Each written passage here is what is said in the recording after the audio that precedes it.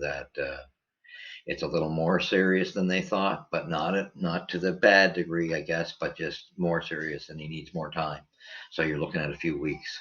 So don't need that. Although why risk it anyway?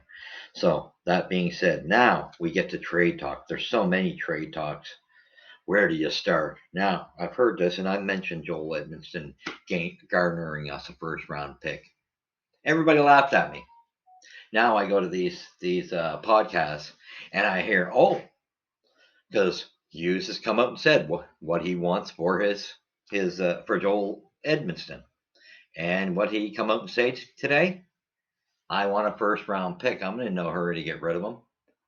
And I laugh because you take some insults from people who are writing different podcast shows and comments, and they think you're out of your cop picking mind. Well, sorry, there is valuability, although he's not played great this year, but his experience, with a team that has support, and there's teams that have offensive defensemen that he plays well with. He's good in that 1-2 punch. So I would say that really, um, he was just got the right idea. Stick to the first round draft pick.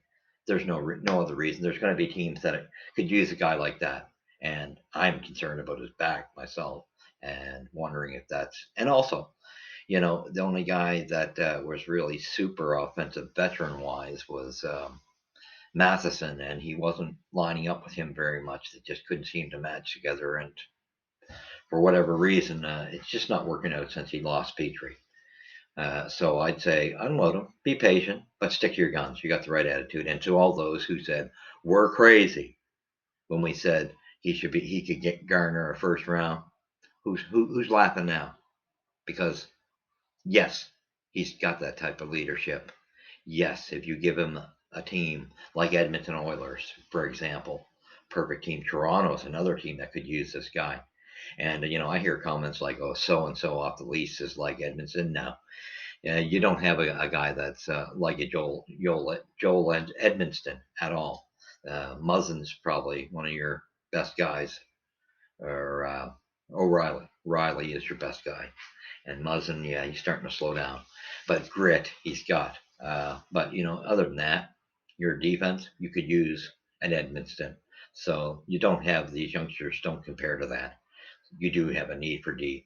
So teams, we know Edmonton's interested, but as long as we stick for the first round, that's great. And I'm just glad to hear it, because everybody thought, a lot of us who were saying go for the first rounder, we were out of our minds. Well, what comes out from our GM today? That's what he's after for Joel Edmondson. Thank you. So I just wanted to clear that air up, and we stick to the drafts. Okay, next, Sean Monahan.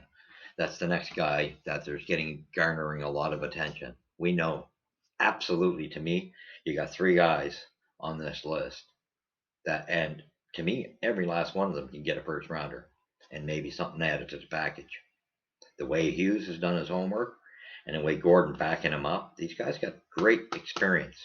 So to me, Monahan's, we have to let Monahan go. We've already got a first rounder for him, but it's going to be exceptional if we can get another first round for this draft, and we got to stick to that it is this draft entirely. 2023, we need as many as we can, because the more we have, the faster we can fix our club, because this draft is far, it's not even close to being so far ahead of other drafts. And I'm going to tell you another thing. Yes, I'm on the Bedard bandwagon, because I've been watching him through the World Juniors. There's nobody close enough to him. Fantilli, who I would say is almost next. Well, that next is like way apart. There's not a closeness. This kid is a cross between Gretzky and Connor McDavid and Matthews. I see a little bit of all three of these guys. He sees the ice like Gretzky. He's got the IQ that way, sort of cross between him and Matthews, and he makes the moves like in speed, like Matthews, or not Matthews, sorry, Connor McDavid, and he's got the shot of Matthews. I had to correct that. Matthews has got the shot, so he's got that shot. So he's got all of those ingredients. This is a generational kid. This is who the Montreal Canadiens need. We haven't had one since Naslin and Lafleur, and if we get this kid, It will change things, and we got to stick to our guns. And these people, naysayers, oh, Chicago's in last place. Well, whoop-de-doo. Like, to me, is that really it? I mean, yeah. So we just give up. That's a joke. Entire joke. So to me, bottom dollar. They're in the bottom spot, and they tanked deliberately. Yes, there's Anaheim, San Jose, there's Columbus, uh, Arizona, Philadelphia. There seems to be several teams in that package that have tanked purposely to get Bedard. Well, one thing I can say about the Habs, and you could see that from the first quarter, they didn't deliberately tank because it's not in the DNA. Marty's too proud. The organization's too proud. But thankfully, reality has kicked in because I do think Marty had to be told, you know what? When the holidays is over, you're going to really see what your team is. Glad that you coached well through that first 25 games when teams were loose, but you only did so well because teams were loose. You weren't going to find out how bad your team was because this team is drastically bad. It's full of third and fourth liners. We need some first and second liners now. And it's time to get to work on it. And these guys, this management team is doing a great job, but we got to get on it because there's a garbage bunch that has to go as well. It has to be cleared out, and that's for your culture. Okay, so Monahan definitely has to go. First round draft pick, no Anderson Butts for 2023. We stick to that. That'll give us 2 drafts for taking on that contract. What a deal that was. And you get the option in this up and coming summer. If he's a free agent, you could get him back. So you can't miss this opportunity. Next, we talk about Josh Anderson. What a shame. This guy is such a shame. I like him as a person, but his lack of showing up. He's got so much talent, and it just drives me nuts when I watch him. I'm just like, what is wrong, buddy? Put it out there. You're fast. You have the speed, and you got to learn how to hit a bit. Because I find a lot of Habs throw hits, and they might want to bring Gainey in to teach them how to hit. Gainey or Robinson. That, and because the checking is not on the money. Okay, so with that saying, Anderson, again, there's so much interest in him that he will garner a first round draft pick. So we're going to get a first rounder from one of these 3. And there's no hurry. I mean, if they chose to, they could keep 2 of them. Now, I think you get rid of Edmonston and Wideman.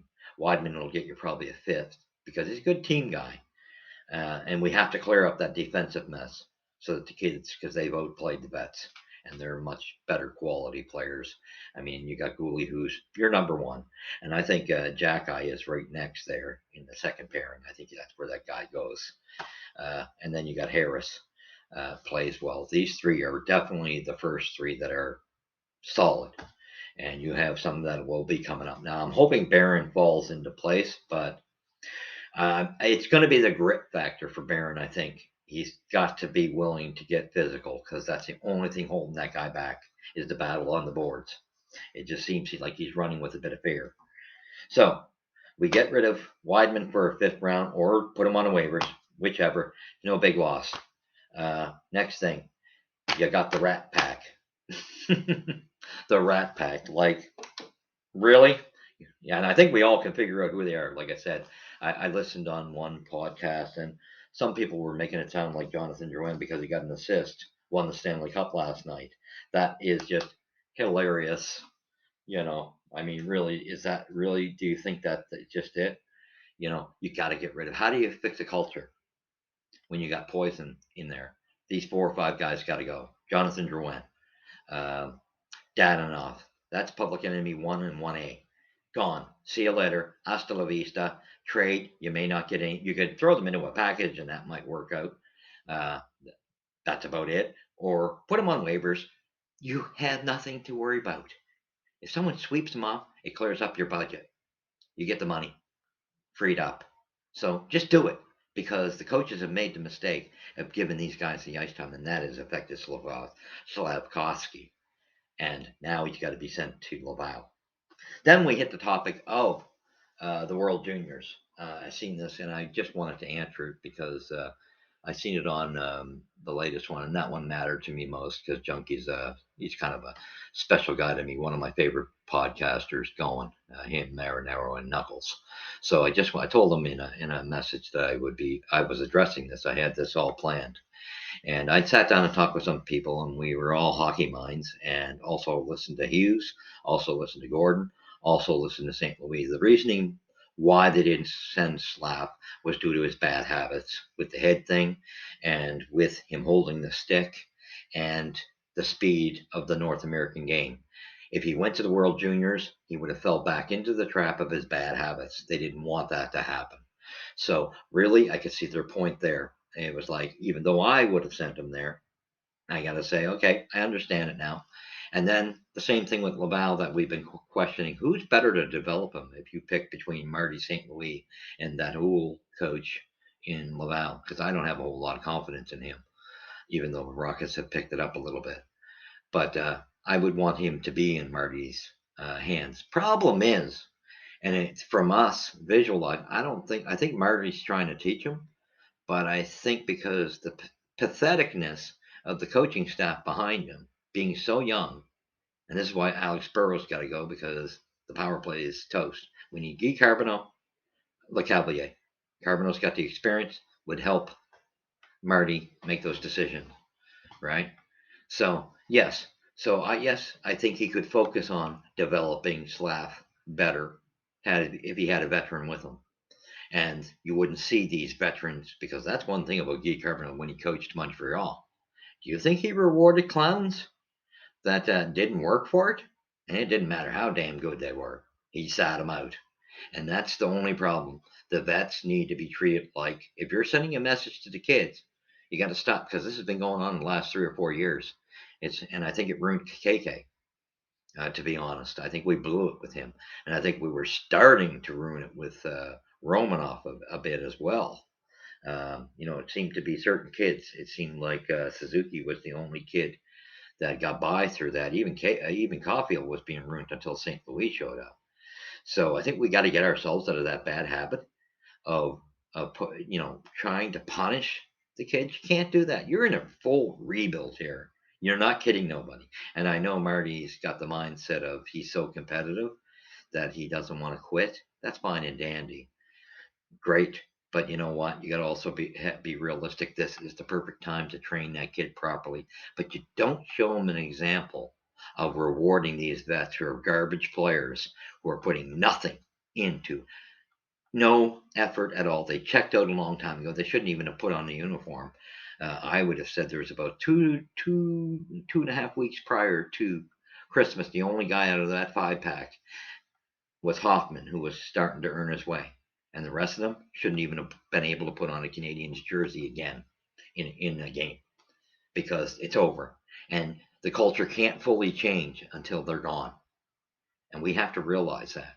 This was handed to Hughes, Gordon, and St. Louis. But the coaches can't think and management can't think that you can keep going on. Oh, let's up their value. No, it's not going to work that way, bud. It's a price to pay. Jonathan Drouin will not garner you nothing. You might as well trade him, throw him in a package, or put him on waivers. Dadonov, same thing. Dadonov's lost his wheels. I don't think he wants to be in Montreal. That's the bottom dollar. That's for sure. But it's not rocket science. You know, it's really not rocket science when you think of it. It's he goes. You put either of these two guys on waivers if you don't get them traded, and someone takes them up. Well, you saved yourself some money. Why be worried about it? You're not getting nothing for them anyway, because at the end of the season you'd be mental to re-sign them. Okay, next thing you look at Joel Army is way overpaid. Talented guy, we all know it. Great puck protector, but the only guy that seemed to get him playing hockey properly was Corey Perry. So unless you're willing to go back out and pick up Corey Perry, that's the only guy that could get him going. So my opinion, trade him. You might have to pay half of his contract, get him out. See ya. He just doesn't have the want and heart deep enough. Next guy is, Galley's kind of a situational. It's a sad situation. He's got the heart, but doesn't have the hands, and his body's breaking down. So if you could trade him, I'd do it. give him the choice, you're gonna have to pay half of his contract, but send him somewhere where he can win a cup. He just totally, to me, he deserves it, and it's the way to go. So I think that's the way to go.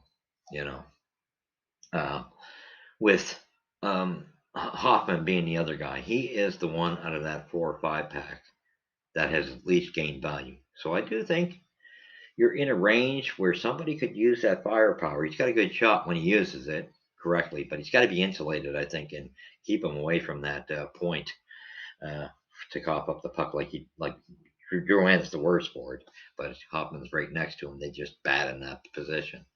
But a team that has a very balanced club could use him, I think, and you could probably garner a second or third round pick for him. Get him out. Those 4 or 5 guys got to go, and that's not Galley included, but Galley should go on top of it, so that would make 6. And that's only to do Galley a favor, or you put him on IR because I think Galley's like Paul Byron. I think the body has quit, and the heart hasn't, but the body has. He's just not effective anymore. It's sad, but he could stay in the organization as well and help in other areas maybe. Okay, and then so now you've looked at that whole picture. Now then you got the big 3. Edmonston, Joel Edmonston. I wanted to hit this because I heard this on a few different podcasts and a few different reporters. Oh yeah, Joel Edmonston won't gainer you a first rounder. Well, what did Hughes come out and say today? I'm not giving him up unless I get a first rounder. Thank you. That's what we've been trying. This guy is capable of getting a first rounder. Unfortunately, I will say he's not playing up par because he doesn't have a guy like Petrie. So that's bringing him down. And I still think his back may be messed up. But yes, he will garner a first rounder. Stick to your guns. I totally agree that him and Weidman must go. Weidman, 5th round pick, or waivers. Either way, he gets picked up or whatever. It's not going to hurt you, right? Now, Edmondson, you get something while he's worth something. So you could get that first round, and we need as many first rounders for this 2023 draft. Okay, Sean Monahan, we love him. He's the one guy, you could see him going on in Montreal later because, you go, wow, he's played so well, and he has. But you got to jump on this. You got a first rounder for him already. Get another first rounder because teams are going to want him for the playoffs. This is the class example of a guy that you want for the playoffs. Take the first rounder, stick to it. Then gave you 2 first rounders, and make sure it's 2023. First 2 rounders for taking that salary off Calgary's hands, and that's beautiful. Okay, so you stick to that. And the good news with Monahan is he'll be a free agent in the summer. He could end up back in Montreal in the summer, so we could go there at a better price, right? Okay, then you go to Josh Anderson, and a whole bunch of rumors. Josh Anderson, we know he's underachiever. He just doesn't play up to par. John Tortorella's got him down to a science, just like he's got Pierre-Luc Dubois down to a science. Yes, Dubois has more talent. Anderson has a little more grit and speed. So you go from there. But this is another guy. There's so much interest in him. You'll get a first rounder. Don't cave. And the ideas of the rumors. Oh my goodness, the Rangers with Lafreniere.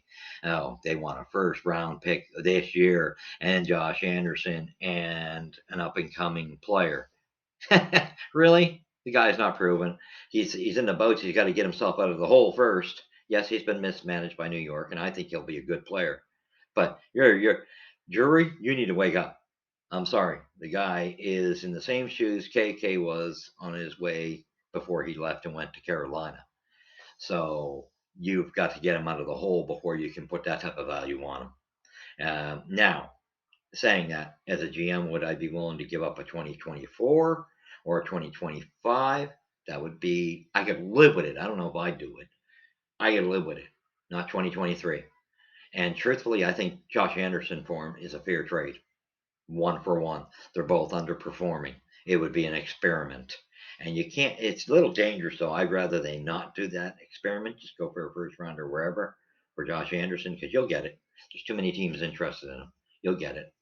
And I'd stay away from it, but I'd do the 1 for 1. If you wanted to throw in Norlander, who's not going to have a future because there's too much depth in the Montreal's organization, and you could throw in Johnny Drouin. Now, the next rumor that was phenomenal, and I like this rumor, came out over the weekend, and it was uh, Satov for Ottawa, defenseman, and he's got a high contract, and they want to unload him so that it's evident they're thinking about bringing somebody else in that's got a little more juice to put the playoff push on. So they said they'd be willing to give up a first round draft pick. Now they said protect it. Okay, if I'm Hughes, hey, and they were willing to take Jonathan Drouin. That's the rumor. That came from Weeks, Kevin Weeks. If there's any truth to that, I like Weeks. He's usually fairly reliable. So I'd take that, but I would demand the only way I'm going through with it. It's 23. Take your little protection off, and we'll do it because we're taking that big salary, and it's a couple of years longer. So you're taking one heck of a salary there, and you're going to have to work with that later on, and deal him out down the road probably. But if you're doing it, you say no, no, no, no. This is where you called your part. That pretty much what you want to do. We're just going to fine tune it. It's going to be a 2023 draft first rounder. I like that trade. I do like that trade. That's one of the trades I'd go for. I say totally go for it. After that, I think we get into again. It's people are coming after Marty St. Louis. This is garbage. Stop it. Stop it. Who got these kids to start playing hockey? It was Marty. We got fortunate that Marty was good enough to get these kids out of the hole. But now it's up to management to take this a step further because the garbage boys, Joanne, Hoffman, Dadonov, Armia, those four for sure have to go. Weidman and Edmondson would be good to go with them. And then you can decide on your top three, the Anderson, Monahan, Edmonston. And those three can get something. So you stick to it. And I am on the Bedard bandwagon. He, to me, is like Gretzky, a mixture of Gretzky, McDavid, and Matthews all wrapped up in one. So I see a lot of different traits, styles. This is a generational player. It would put us over the top. And these people who say, Chicago's got him because they're in the last spot. Are you cluing in? Have you not watched the last 20 years or ever since the draft lottery's been in? The last place team doesn't always get the top pick. That's why it's called a lottery. So Montreal is going to fall in that top five.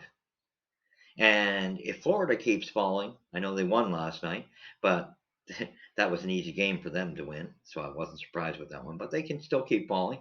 That might be even closer too. That could be two shots close, within the top 10 at least, that would give you chances at Bedard. So I say keep your head up, don't give up, and don't fall for the comments. Oh, it's impossible. You can think that Chicago or Anaheim's going to get them. I've seen stranger things happen where Edmonton's had 3 or 4 lotteries won in their behalf. I've seen Buffalo do well in that department.